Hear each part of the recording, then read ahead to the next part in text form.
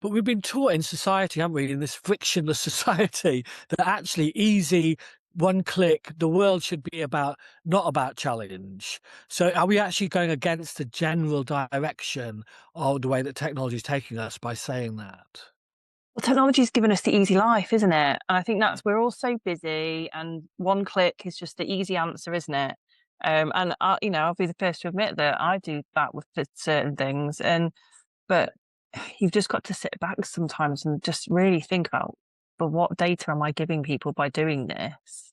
And just challenge your own processes. Absolutely, and the value in it. I remember I've never paid for search. I don't know if you have, but if I've never paid for search, there must be some value in me using it to somebody. And this, I think, the transaction has put us in a position of not weakness, but almost deference to just accept whatever's going on because Mhm. we're not paying for anything, and that's a part of a challenge. So God knows how long that's going to go. But I mean, Sammy, do you think we can instill a sense of, playing a part in this rather than thinking, "Oh, am I a puppet or puppeteer?" There are things we can do.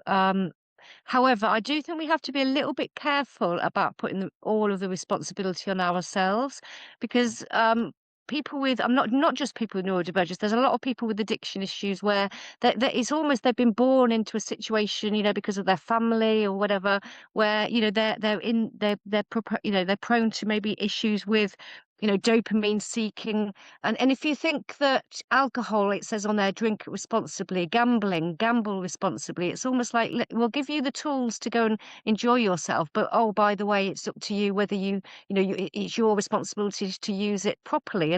And you just have to be a little bit careful that way. And then the other thing I was thinking while you were speaking was, about this frictionless life. A lot of people learn, a lot. I mean, students can now write essays with AI, for example. But the process of going to school is not about always just about learning the subject itself. It's about learning how to learn. It's about Mm. training your brain to pick things up so that you know how to research and study and take things in. And if brains that are developing at school aren't being given the opportunity to actually work hard so that they can learn, then maybe their brain cells are not going to be developing in the same way so that when they get older, they don't know how to learn and they don't know how to research and they don't know how to invent new ideas and Completely come up with agree. things because they're so used to being spoon-fed. And I think it's Mm. very important that we know that sometimes life has to be hard, and there's a reason for that. You know, I went through hell to get my diagnosis because I went through a massive mental health crisis, and I'm lucky to be alive, to be honest. But if I hadn't gone through that hardship, I wouldn't be here helping people now. And I think that's just something we just have to be very, very wary of.